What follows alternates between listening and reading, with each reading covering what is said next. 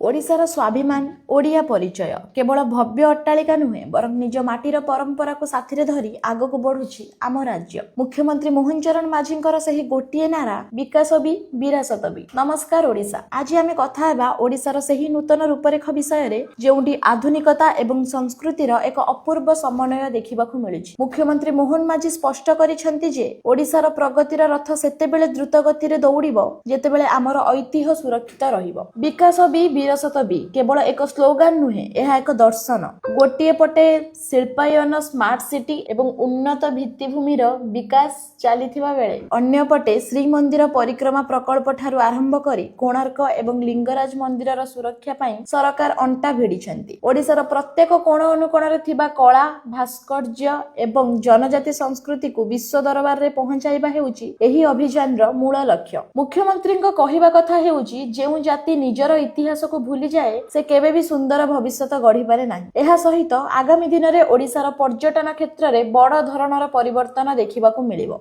Digital economy सह ओडिया अस्मिता को जोड़िबा पई सरकार एक ब्लूप्रिंट प्रस्तुत करिसेंती। तेणु एबे समय आसीछि आम संस्कृति को गर्वर सह आपणेइबा एवं विकासर एही यात्रा रे शामिल हेबा, कारण एहा ही हेउछि नूतन ओडिशार प्रकृत संज्ञा। केमिथि लागुछि मुख्यमंत्रींकर एही विकास भी विरासत भी र चिंताधारा आमको कमेंट करी निश्चय जणांतु। ओडिशार प्रतिटी छोट बड़ खबर पाई आम सह जोड़ी होई रुहंतु। नमस्कार, जय जगन्नाथ।